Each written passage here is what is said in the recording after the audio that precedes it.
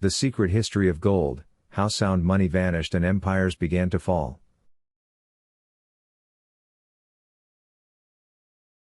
1. The Vanishing Standard. In 1971, the world quietly changed. America, buried in the costs of Vietnam and Lyndon Johnson's welfare expansion, abandoned the gold standard. For centuries, gold had anchored money to something real, scarce, heavy, and incorruptible. Once detached, money became political. Governments could now conjure wealth from nothing, through bonds, printing presses, and digital ledgers. So what does that actually mean? It means the state learned how to spend without saving. From that moment, inflation wasn't an accident, it was policy.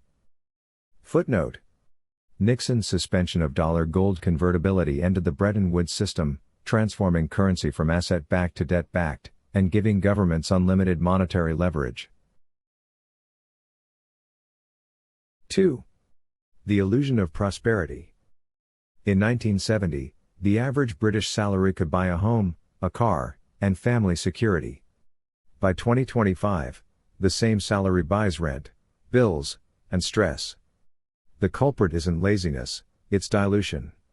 Salaries may have risen 20-fold, but house prices have risen 70-fold. Why? Because houses are bought with borrowed money, and every new mortgage creates new money. Debt became wealth's shadow twin. And the more we borrowed, the more our prosperity inflated. A washing machine costs little more because it's bought with cash, a home skyrockets because it's bought with credit. Debt doesn't just finance, it fabricates. Footnote: Inflation under fiat money arises primarily from credit expansion, not scarcity. Debt-based currencies transfer value from savers to borrowers, rewarding speculation over work.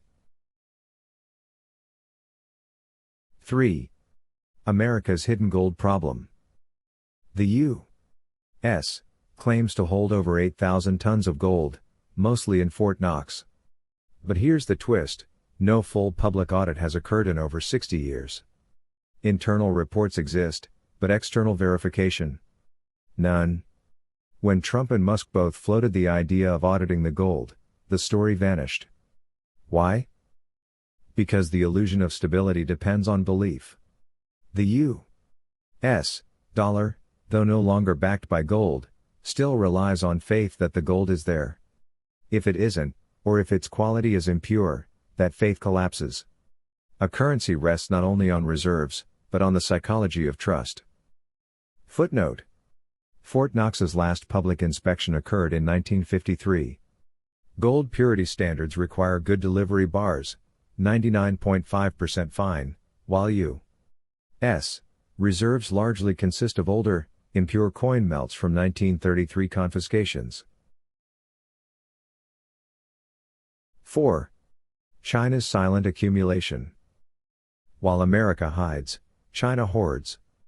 Officially, China claims 2,200 tons of gold. In reality, production records and import data reveal far more, perhaps 15,000 tons or greater. As the world's top producer and importer of gold, with state-controlled mining and export bans, China's undeclared reserves could exceed the U.S. many times over. Why understate? Strategy. If Beijing revealed its true holdings and announced a gold-backed yuan, it would be an act of financial war. He who has the gold makes the rules, as the saying goes, and China already might. So what does that actually mean? It means a global power shift is already underway, invisible to markets drunk on paper promises. Footnote: The Shanghai Gold Exchange has processed over 22,000 tons since 2007. Combined with domestic mining, China's accumulated gold likely exceeds 30,000 tons, much retained by state institutions. 5. The return of monetary war. Modern warfare no longer needs bullets, it uses sanctions. When the U.S. froze Russia's dollar reserves and cut it off from SWIFT, every central bank took note. If America can seize assets, then the dollar is no longer neutral. Result: an avalanche of de-dollarization. Nations across the BRICS and Silk Road corridors began buying gold, not out of romance but survival. To hold gold is to hold sovereignty. To hold dollars is to rent it. Footnote. Post-2022, BRICS gold reserves rose sharply, correlating with U.S. sanctions on Russia.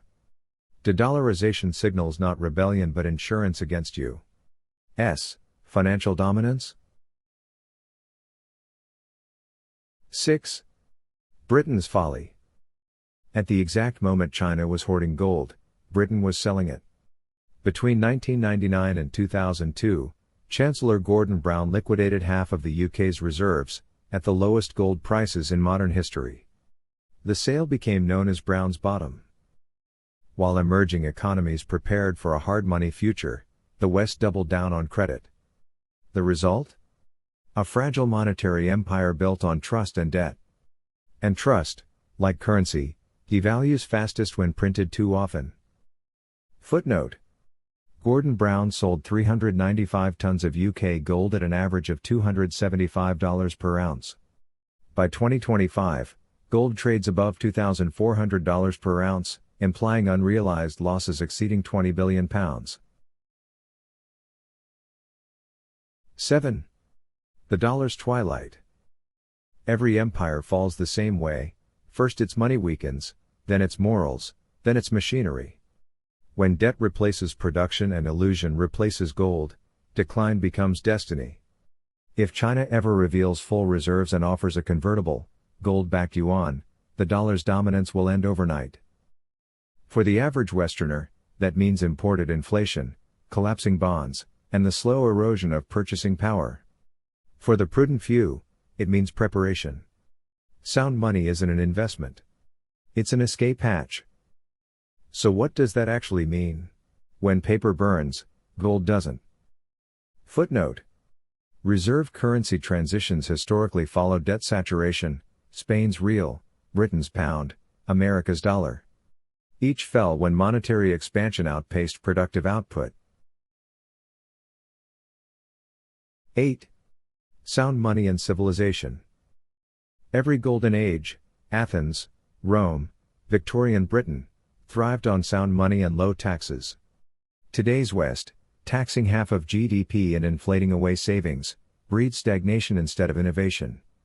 The middle class, the backbone of civilization, now lives on shrinking wages, delayed families, and permanent debt. History is clear: inflation doesn't just destroy savings. It destroys societies. Fix the money, and you fix the culture. Footnote. Fiat inflation transfers power from citizens to governments. Stable money encourages savings, family formation, and long-term innovation, the foundations of civil order. 9. The future of wealth.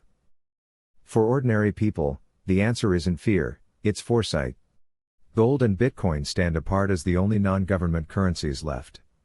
One is analog, eternal, forged in starlight. The other is digital, decentralized, and incorruptible by design. Hold both, not as speculation but as insurance. As one analyst put it, put 5% of your wealth in gold, and hope it doesn't go up. Because if it does, the world's paper promises have already failed. Footnote. Diversification into hard assets mitigates systemic risk from fiat debasement and debt defaults. Gold preserves value.